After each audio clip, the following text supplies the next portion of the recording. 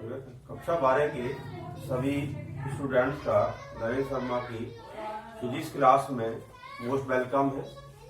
मैंने आपको पिछली वीडियो के अंदर फोटो इलेक्ट्रिक इफेक्ट का मीनिंग बताया था। तो मेरा टॉपिक है फोटो इलेक्ट्रिक इफेक्ट। इसका हिंदी मीनिंग है प्रकाश वैद्युत प्रभाव। प्रकाश वैद्युत प्रभाव। This phenomena gives by Hertz. किसने दिया था ये? हर्टस ने दिया था।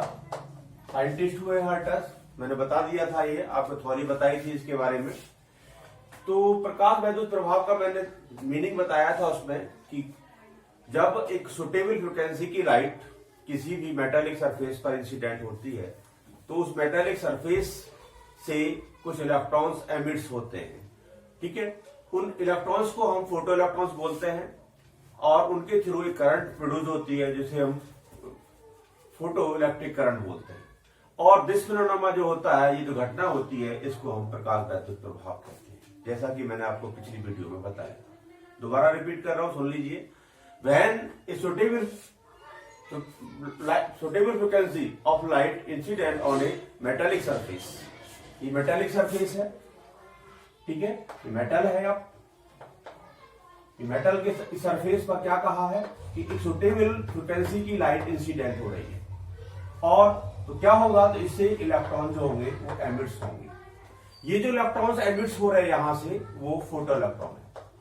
क्या है वो? Photo electron.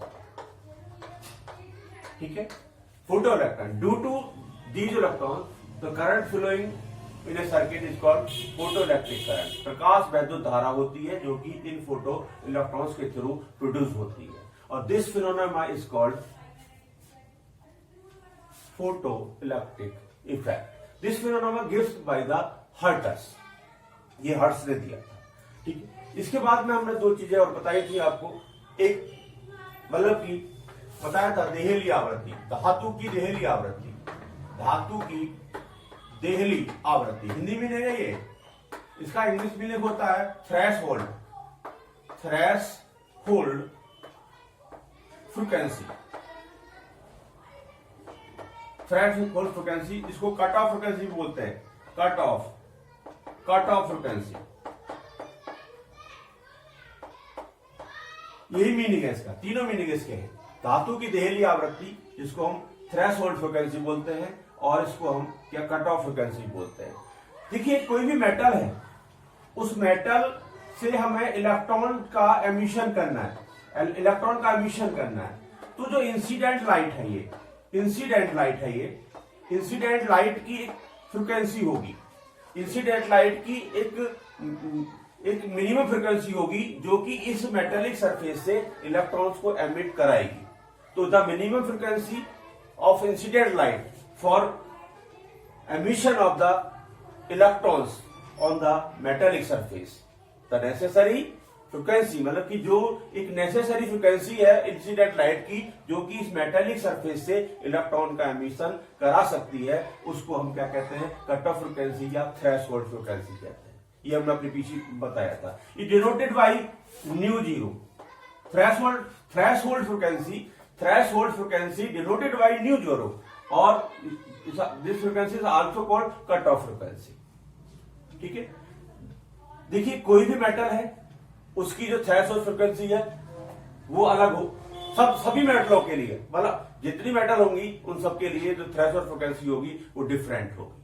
ठीक है, कोई तो डेफिनेशन आप समझ गए। इस तरह के इसके बाद में आपका है थ्रेशहोल्ड वेवलेंथ। देहली आवृत्ति बता दी, फिर देहली तरंग देखा था हमने, थोड़ा सा बताया था हमने। दूसरा टॉपिक क्या था? देहली तरंग दैर्घ्य। देहली तरंग दैर्घ्य मतलब कि थ्रेशहोल्ड वेवलेंथ। थ्रेशहोल्ड वेवलेंथ क्या है? देखिए, कोई मेटेलिक सरफेस है, बताया हमने। तो मेटेलिक सरफेस से इंसिडेंट लाइट इंसिडेंट हो रही है। तो इस इंसिडेंट लाइट की एक फ्रिक्वेंसी वेवलेंथ होगी। मिनिमम वेवलेंथ होगी जो कि इस मेटेलिक सरफेस से इलेक्ट्रॉन्स का एमिशन कराएगी। तो necessary wavelength of incident light for emission of the photo electron from the metallic surface is called threshold wavelength. ठीक है, धातु के सरफेस से फोटो इलेक्ट्रॉन, प्रकाश इलेक्ट्रॉन उत्सर्जित कराने के लिए जो निम्नतम वेवलेंथ होती है इंसिडेंट लाइट की, उसको हम क्या कहते हैं, मेटल की थ्रेशोल्ड फ्रीक्वेंसी या कट ऑफ वेवलेंथ कहते हैं, या आपका हिंदी मीनिंग में देहरी तरंगदैर्घ्य कहते हैं। It denoted by lambda naught. इसके बाद में हमने आपको वर्क फंक्शन बताया था। Work function of metallic surface, third point था ये, that is work function of metallic surface, of metal या metallic surface. Work function of metal, धातु का कार्यफलन, धातु का कार्यफलन। अब धातु का कार्यफलन देखिए, the necessary required energy for emission of the electron from the metallic surface is called work function of metal. Metallic surface से इलेक्ट्रॉन एमिट्स कराने के लिए, फोटो इलेक्ट्रॉन एमिट्स कराने के लिए जो नेसेसरी एनर्जी होगी इंसिडेंट लाइट की, the necessary energy to emits the electron from the metallic surface is called work function of the metal. मतलब कि मेटेलिक सरफेस से इलेक्ट्रॉन का एमिशन कराने के लिए जो नेसेसरी रिक्वायर्ड एनर्जी होती है उसको ही हम उस मेटल का वर्क फंक्शन कहते हैं। इसको हम W से डिनोट करते हैं। और W जो होता है वो h न्यू 0 होता है। W जो होता है वो h न्यू 0 होता है। Nu 0 is the cut off और threshold frequency of the metal, और but nu 0 is equal to C upon lambda 0. Therefore, W is equal to HC upon lambda 0. Here, HC upon lambda 0. Lambda 0 is the threshold frequency, threshold wavelength of the metallic surface. That is the work function. देखिए, हर metal का work function भी आपका different होता है। ठीक है, किसी के लिए कम एनर्जी का रिक्वायरमेंट होता है एमिशन के लिए, किसी का ज्यादा एनर्जी का रिक्वायरमेंट होता है एमिशन ऑफ इलेक्ट्रॉन्स के लिए। तो ये वर्क फंक्शन भी हर मेटल का इस क्या कहता होता है, डिफरेंट होता है। तो ये हमने आपको 3-4 चीजें बताई थी आपको, जो कि इसके अंदर। अब देखिए, दो साइंटिस्ट हुए हैं, लेनार्ड और मिलिकर, दो साइंटिस्ट। ठीक है, हम बात करते हैं laws of photoelectric effect. Electric effect ये माने प्रकाश वैद्युत प्रभाव के नियम, प्रकाश वैद्युत प्रभाव के नियम। देखिए, दो साइंटिस्ट जिनका नाम है लेनार्ड और Millikan, Lenard and Millikan, Lenard और मिलिकन दो साइंटिस्ट हैं। उन्होंने फोटो इलेक्ट्रिक इफेक्ट के लिए को समझाने के लिए अनेकों एक्सपेरिमेंट किए थे। कई सारे एक्सपेरिमेंट उन्होंने किए, और एक्सपेरिमेंट करने के बाद में उन्होंने कई मेटलों को यूज किया और लाइट, इंसिडेंट लाइट की इंटेंसिटी को, फ्रीक्वेंसी को चेंज करके देखा। तो बहुत सारा उन्होंने मतलब कि फोटो इलेक्ट्रिक इफेक्ट के बारे में अपना क्या कहते हैं, कई सारे एक्सपेरिमेंट किए। और उन एक्सपेरिमेंट का जो ऑब्जर्वेशन दिया, ऑब्जर्वेशन के बाद में उन्होंने 5 लॉ जो है दिए, जिनको हम प्रकाश वैद्युत प्रभाव के नियम कहते हैं, जो कि इस प्रकार है। देखिए, समझिए।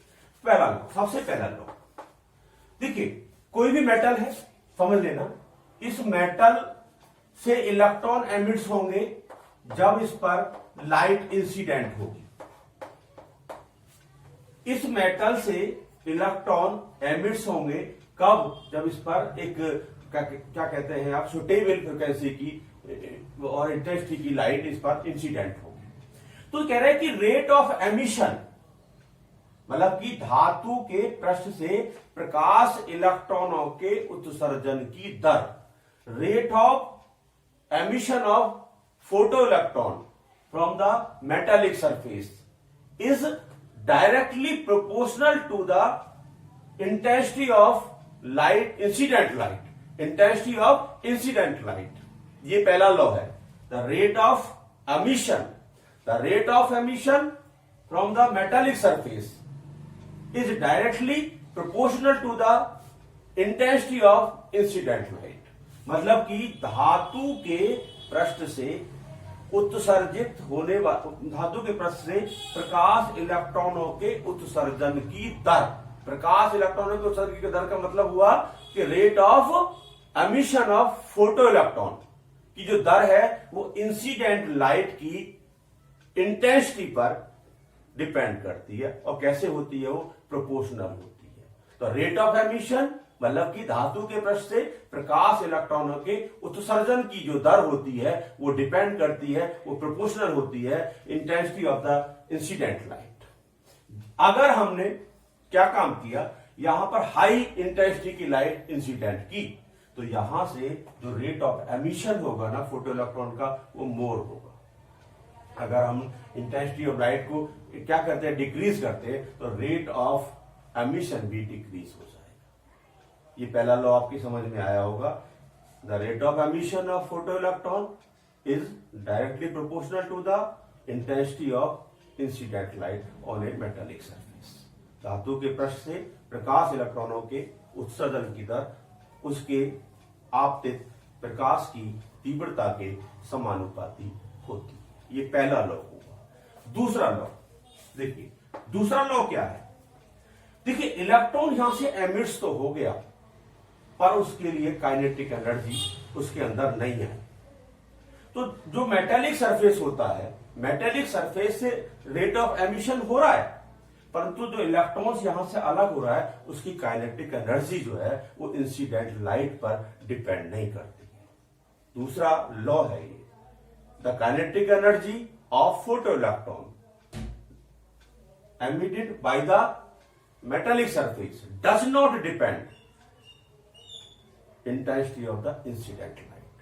धातु के पृष्ठ से उत्सर्जित प्रकाश इलेक्ट्रॉनों की अधिकतम गतिज ऊर्जा, मैक्सिमम काइनेटिक एनर्जी, ये इलेक्ट्रॉन यहां से एमिट हुआ, इसकी जो काइनेटिक एनर्जी है, इसकी जो काइनेटिक एनर्जी है वो इंसिडेंट लाइट की इंटेंसिटी पर डिपेंड नहीं करती है। ठीक है, the maximum kinetic energy of photo electron, मतलब कि धातु के पृष्ठ से जो फोटो इलेक्ट्रॉन एमिट हुआ है, वो इलेक्ट्रॉन जो एमिट हुआ है उसकी जो मैक्सिमम काइनेटिक एनर्जी है वो डिपेंड नहीं करती है इंसिडेंट लाइट की इंटेंसिटी पर। ये दूसरा लॉ है, सेकेंड लॉ है। थर्ड लॉ की बात करता हूं। देखिए, ये मेटालिक सरफेस पर लाइट इंसिडेंट हुई, इलेक्ट्रॉन एमिट्स होना शुरू हो गए, जिनको हम फोटो इलेक्ट्रॉन बोलते हैं। तो इन फोटो इलेक्ट्रॉन की जो मैक्सिमम काइनेटिक एनर्जी है वो डिपेंड करती है frequency of incident light. The maximum kinetic energy of photo electron emitted from the metallic surface is directly proportional to the frequency of incident light. मतलब कि धातु के पृष्ठ से उत्सर्जित प्रकाश इलेक्ट्रॉनों की अधिकतम गतिज ऊर्जा आपतित प्रकाश की आवृत्ति के समानुपाती होती है। अगर हम इस पर हाई फ्रिक्वेंसी की लाइट इंसिडेंट करेंगे तो जहां से जो इलेक्ट्रॉन एमिट्स होगा सर मेटालिक सरफेस से, उसकी जो काइनेटिक एनर्जी होगी वो ज्यादा होगी। अगर हम फ्रिक्वेंसी को कम कर देंगे तो इलेक्ट्रॉन की जो फोटो इलेक्ट्रॉन है उसकी जो काइनेटिक एनर्जी है वो भी आपका क्या हो जाएगा, डिक्रीज हो जाएगी। That is the third law of photoelectric effect. Next fourth law की बात करते हैं। फोर्थ लॉ की बात करते हैं। देखिए, हमने कहा कि जो मेटालिक सरफेस है, ये कहा कि ये मेटालिक सरफेस है, ये दैट मेटेलिक सरफेस, ठीक है, ये मेटल है, मेटेलिक सरफेस है, तो इसकी एक थ्रेशोल्ड फ्रीक्वेंसी होती है जो कि न्यू नॉट है। Each metallic surface has a threshold frequency, later denoted by nu naught. If the incident light, the frequency of the incident light, if the frequency of incident light is nu, ये new है, incident light की frequency है ये mu zero जो है threshold frequency है metallic surface की। If new is less than new not, देखिए जरा, new is less than new not, देखिए जो आपका फ्रिक्वेंसी है इंसिडेंट लाइट की वो आपकी लेस देन है अगर किसी थ्रेशोल्ड फ्रिक्वेंसी से, तो मेटालिक सरफेस से इलेक्ट्रॉन का एमिशन नहीं होगा। If the frequency of incident light is less than to the threshold frequency of metallic surface, then there is no emission from the metallic surface. ये clear कर लीजिए, fourth point है, ये fourth law है कि if the frequency of incident light is less than threshold frequency of the metallic surface, then there is no emission from the metallic surface.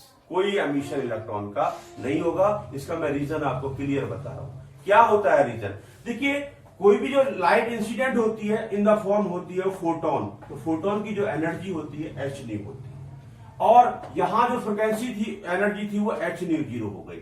If H new minus H new जो है H new is less than H mu zero, देख रहे हैं आप, तो new की जो value है वो लेस हो जाएगी, तो जो काइनेटिक एनर्जी होगी ना वो नेगेटिव हो जाएगी बस। परंतु क्या होता है, that is wrong assumption, kinetic energy जो होती है कभी भी नेगेटिव नहीं हो सकती, यही कंडीशन है। अब क्योंकि काइनेटिक एनर्जी नेगेटिव हो ही नहीं सकती तो इसका मतलब एमिशन नहीं होगा। ये है फोर्थ लॉ, दोबारा समझ लें। इफ द मतलब कि इफ द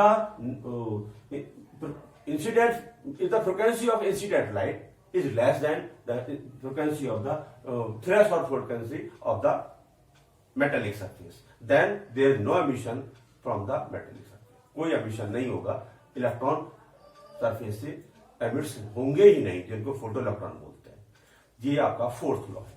फिफ्थ लॉ में देखेंगे, देखिए फिफ्थ लॉ की बात करते हैं।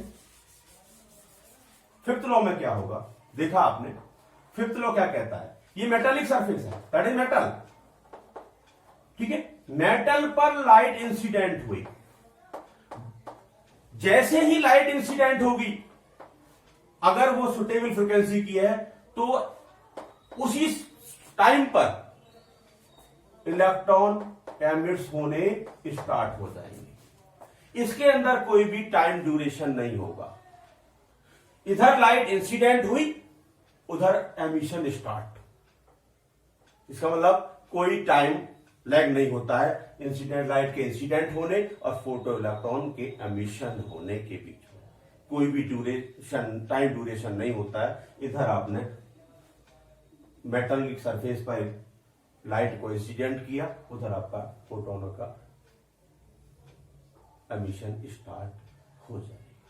तो ये 5 लॉ मैंने बताए जो कि लेनार्ड और मिलिकन के एक्सपेरिमेंट के थ्रू दिए गए थे, उनके ऑब्जर्वेशन के थ्रू दिए गए थे, उन्होंने ऑब्जर्व किया था और बहुत सारे एक्सपेरिमेंट किए थे, तो उन्होंने ये 5 लॉ जो है आपको दिए हैं जो कि प्रकाश वैद्युत प्रभाव के नियम, इसका मतलब लॉ ऑफ फोटोइलेक्ट्रिक इफेक्ट कहलाते हैं, ठीक है। यहां छोटा सा टॉपिक मैं आपको और लेके चलता हूं, देखिए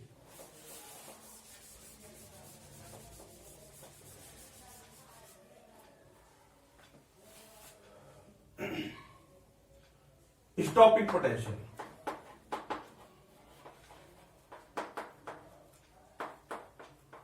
देखिए स्टॉपिंग पोटेंशियल मतलब कि हिंदी में कहते हैं इसको निरोधी विभव, निरोधी विभव।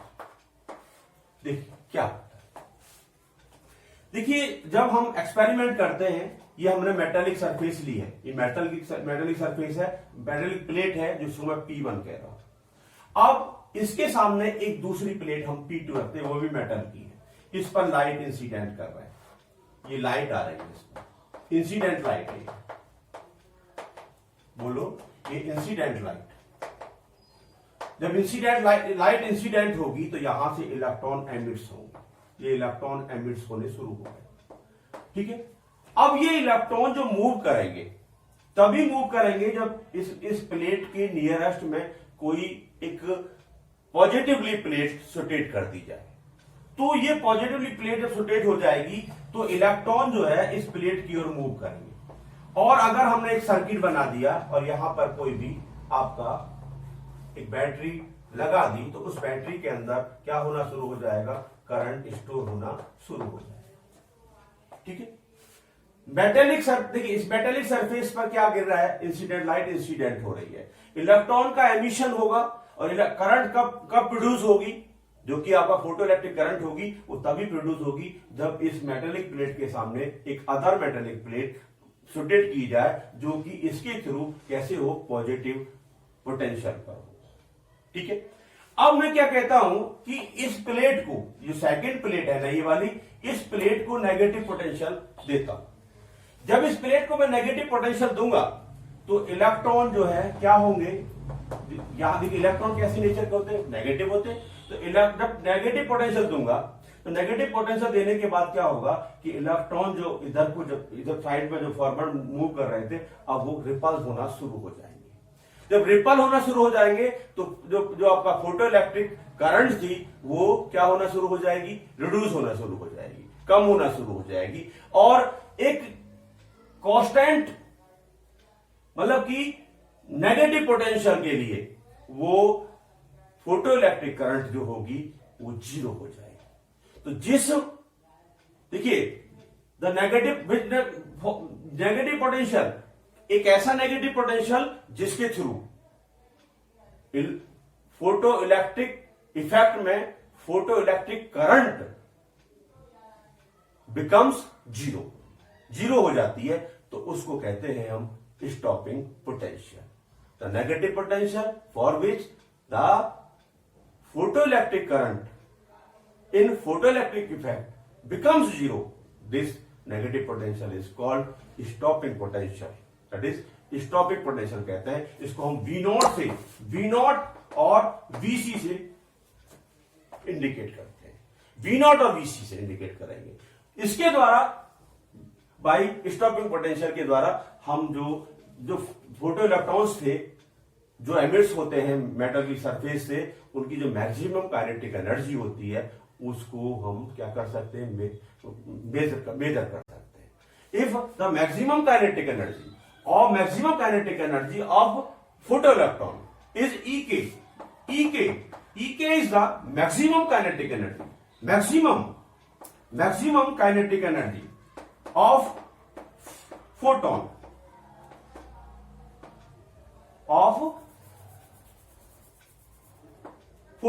या emit photon, then V0 EK is equal to EV0.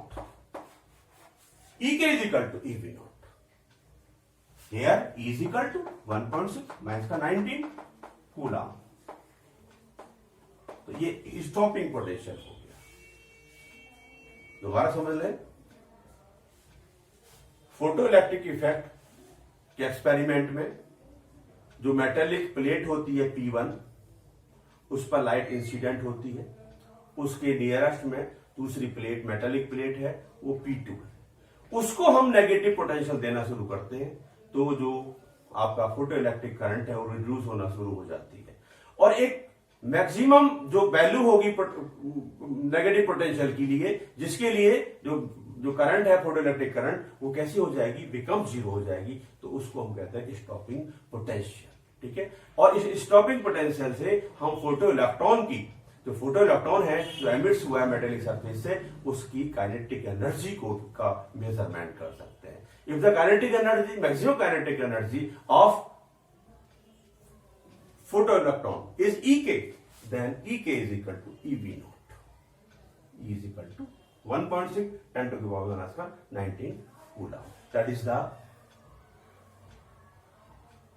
Stopping potential. एक टॉपिक छोटा सा और देख लेंगे, आप पढ़ा है आपने,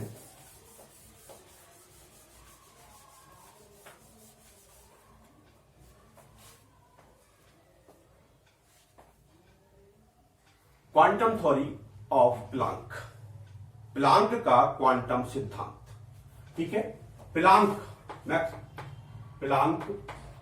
का क्वांटम सिद्धांत, क्वांटम थ्योरी ऑफ या प्लांक का क्वांटम सिद्धांत, quantum theory of the Planck क्या कहता है, क्या कहती है थ्योरी, समझ जाएगी। एवरी रेडिएशन, चाहे वो लाइट है चाहे किसी अन्य तरह का रेडिएशन है, travelling in the small packets, in the form of small packets, light travel in the form of small packets. These packets are called photon. क्या कह रहे हैं कि लाइट और radiation, every radiation travel in the form of small packets. These packets are called photon. These packets are called photon or quanta. These packets are called photon or quanta. Each photon has an energy h nu. जो photon होगा उसकी जो energy h nu होगी और it's perfect multiple, मतलब कि 2h nu, 3h nu and dot dot dot, but not in fraction. Fraction में photon की एनर्जी नहीं हो सकती, h nu by 2 नहीं हो सकती, h nu by 3 नहीं हो सकती, तो h nu या इसका परफेक्ट मल्टीपल होती है। That is the Planck quantum theory. Here h is a Planck constant. क्या कहलाता है? Planck constant. इट्स वैल्यू क्या होता है? न्यूमेरिकल वैल्यू इसकी 6.6 10 to the power minus 34 joule second. Here h is a constant which is called Planck constant. Its numerical value is 6.67 होती है वैसे 10 to the power 34 joule second. और c क्या? Speed of light. c क्या? Speed of light in vacuum. क्या होती है इसकी value? 3 into 10 to the power 8 metre पर सेकेंड। आज की वीडियो में इतना ही हम रखेंगे। नेक्स्ट वीडियो के अंदर हम आइंस्टीन की जो फोटो इलेक्ट्रिक इफेक्ट के लिए इक्वेशन ड्राइव की थी उसके लिए बताएंगे। आइंस्टीन ने फोटो इलेक्ट्रिक इफेक्ट के लिए बड़ा उसके मतलब फोटो इलेक्ट्रिक इफेक्ट को आइंस्टीन ने डिस्कस किया है बाद में कि कैसे होगा।